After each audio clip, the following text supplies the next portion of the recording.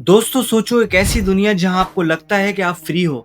आप सुबह उठते हो, मोबाइल उठाते हो, फेसबुक स्क्रॉल करते हो, इंस्टाग्राम स्टोरीज देखते हो, यूट्यूब पे वीडियोस प्ले करते हो और आपको लगता है ये सब आप अपनी मर्जी से कर रहे हो। लेकिन असल में आपकी मर्जी कहीं और लिखी जा रही है। आपको लगता है कि आप एक फ्री ह्यूमन बीइंग हो, लेकिन असल में आप एक डिजिटल स्लेव बन चुके हो। एक ऐसे सिस्टम के गुलाम जो ना दिखाई देता है ना सुनाई देता है।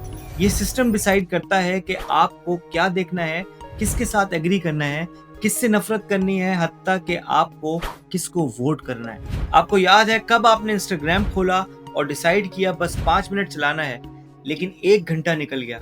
कभी सोचा है क्यों होता है ऐसा? ये सिर्फ आपकी लेजीनेस नहीं है, ये एक केयरफुली डिजाइन ट्रैप है। आपके हर स्क्रॉल, हर लाइक, हर कमेंट के पीछे एक पूरा का पूरा एल्गोरिदम छुपा है जो आपके दिमाग को हैक करता है। और सबसे डेंजरस बात, ये सिर्फ एंटरटेनमेंट के लिए नहीं बनाया गया।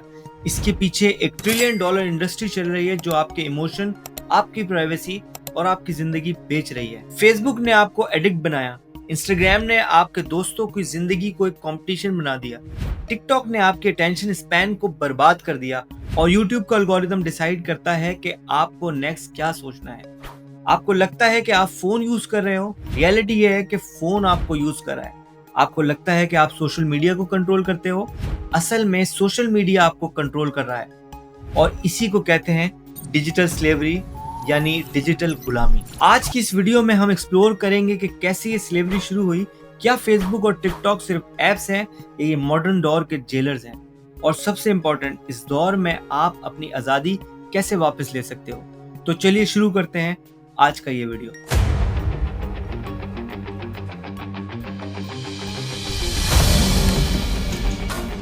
इंस्टाग्राम, टिकटॉक, यूट्यूब शॉर्ट्स सब एक ही फॉर्मूले पे चल रहे हैं, मतलब के इनफाइनाइट स्क्रॉल। आप सोचते हो बस एक और रील, लेकिन एक रील से दूसरी, दूसरी से तीसरी, और फिर आप जब उठते हो तो 2 घंटे ऑलरेडी निकल चुके होते हैं। ये कोई कोइंसिडेंस नहीं है, ये एक डेलिब्रेट डिजाइन सिस्टम है। एल्गोरिदम इस तरह बनाए गए हैं कि आपको छोड़ने ही नहीं देते। अगर आप कभी नेटफ्लिक्स देख रहे हो और थोड़ी देर तक रिस्पॉन्ड ना करें, तो अक्सर वो शो करता है, are you still watching? Netflix कम से कम इतनी इंसानियत दिखाता है कि वो पूछ लेता है कि अरे भाई, आप अभी भी देख रहे हो या कि नहीं। लेकिन इंस्टाग्राम, फेसबुक और टिकटॉक को इससे कोई फर्क नहीं पड़ता कि आप रात के 3 बजे तक भी अपना वक्त जाया कर रहे हो।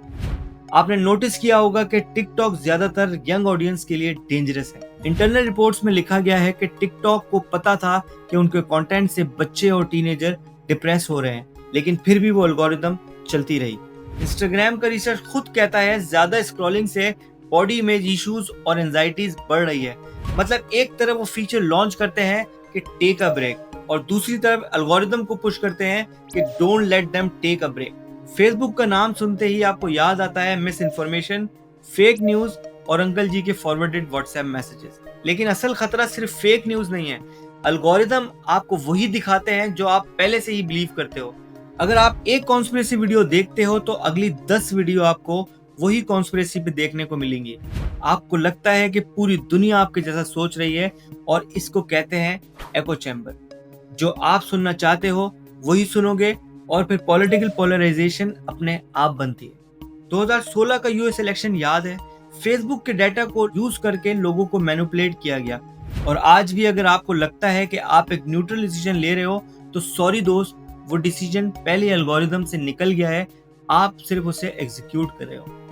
आपने कभी ये नोटिस किया है कि आप अपने दोस्त के साथ कैजुअली बैठ के बात कर रहे हो, जैसे यार मुझे ये शूज लेने हैं, और अगले ही दिन फेसबुक, इंस्टाग्राम और यूट्यूब खोलते ही आपके सामने नाइकी के एड्स आने लगते हैं।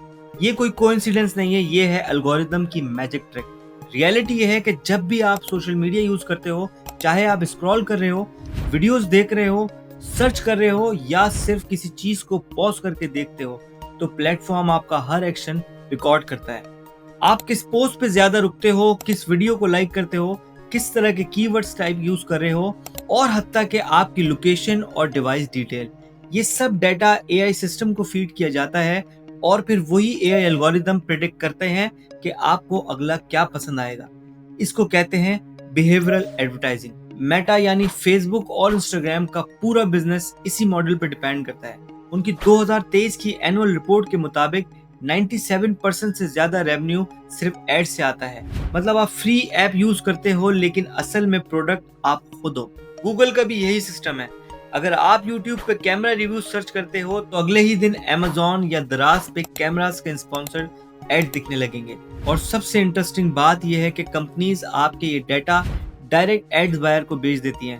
मतलब एक एडवर्टाइजर चाहता है कि उसका एड सिर्फ उन लोगों को दिखाया जाए जो वेडिंग शॉपिंग कर रहे हैं, तो फेसबुक या गूगल उसको एग्जैक्ट वही ऑडियंस प्रोवाइड कर देते हैं। एआई का रोल यहाँ भी बहुत डेंजरस हो गया है। मशीन लर्निंग के एल्गोरिथम इतने एडवांस हो गए हैं कि आपके फ्यूचर इंटरेस्ट प्रेडिक्ट कर लेते हैं। मतलब अगर आप एक दो वीडियोस बच्चों के टॉयज पे देखते हो तो एआई एज्यूम कर लेगा कि आप पेरेंट हो और आपके सामने पेरेंटिंग और बेबी प्रोडक्ट्स के ऐड बरसने लगेंगे। और दोस्तों, जब आपको लगता है कि आप सिर्फ कैजुअली एक चीज डिस्कस कर रहे हो तो वही एड्स आ जाते हैं। एक्सपर्ट्स कहते हैं इसमें हमेशा माइक स्पाइंग नहीं होती। ज्यादातर केस में एल्गोरिथम इतने पावरफुल हैं कि वो आपके प्रीवियस सर्चेस और इंटरेस्ट का एनालिसिस करके वही एड्स दिखाते हैं। मतलब आप समझते हो कि कोइंसिडेंस है, लेकिन असल में एक केयरफुली डिजाइन साइकोलॉजिकल ट्रिक होती है। स्लेवरी पहले फिजिकल होती थी, मतलब कि जंजीर, कालकोठरियां, जेल्स, और अब स्लेवरी डिजिटल है। और सबसे बड़ी बात, आपको खुद नहीं पता लगता कि आप कब स्लेव बन जाते हो। आपके डाटा को बेचा जा रहा है, आपके इमोशंस को मैनिपुलेट किया जा रहा है और आपका टाइम ही नहीं, आपकी सोच भी कैप्चर कर ली गई है। रिसेंटली रिसर्चर ने एक एक्सपेरिमेंट किया।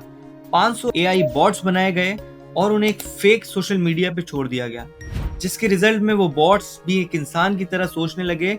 एक्सट्रीमिस्ट कंटेंट को ज्यादा वायरल होने लगा और एक छोटी सी एलीट ग्रुप ने पूरे सिस्टम को डोमिनेट कर लिया। इसका मतलब आप समझ रहे हो, प्रॉब्लम सिर्फ हम में नहीं है, सिस्टम की डिजाइन ही टॉक्सिक है। तो उसका सोल्यूशन क्या हो सकता है? एक्सपर्ट्स कहते हैं ह्यूमन टेक्नोलॉजी यानी एप्स ऐसे डिजाइन करो कि इंसान का टाइम बचाया जा सके, ना कि वो टाइम और मजीद इन एप्स में वेस्ट हो। लेकिन कंपनीज पैसा बनाती हैं एड से। एड्स आते हैं तब जब आप बहुत टाइम स्क्रीन को स्क्रॉल करते हो। मतलब जितनी ज्यादा आप स्क्रीन स्क्रॉल करोगे उतने एड्स देखने मिलेंगे और उतना ही इन कंपनीज को प्रॉफिट होगा। मतलब कि सोल्यूशन तो सिंपल है, लेकिन इम्प्लीमेंट करने का कोई इंटरेस्ट ही दिखाई नहीं देता। अब सोचने की बात यह है कि आप अपने आप को कैसे फ्री कर सकते हो। नोटिफिकेशन बंद करो, स्क्रीन टाइम लिमिट करो, कभी कभी डिटॉक्स कर लो। मैं ये नहीं कह रहा आपको कि आप एप्स यूज नहीं करो, लेकिन एप्स को अपना मालिक मत बनने दो। दोस्तों, असली आजादी सिर्फ फिजिकल नहीं होती, असली आजादी होती है अपनी सोच और वक्त के ऊपर कंट्रोल। और जब तक हम इन एल्गोरिदम के गुलाम बने रहेंगे, हम सिर्फ इल्यूजन्स में फ्री रहेंगे। तो सोचो, आप डिजिटल वर्ल्ड के मालिक हो या गुलाम? कमेंट्स में जरूर बताओ। अगर आपको ये वीडियो अच्छा लगा हो तो ऐसी और मजीद इंफॉर्मेटिव वीडियो देखने के लिए इस चैनल को जरूर सब्सक्राइब करें। मैं हूं नुमान सुहेल और मिलते हैं आपसे किसी और दिन किसी और टॉपिक के साथ। तब तक के लिए अल्लाह हाफिज।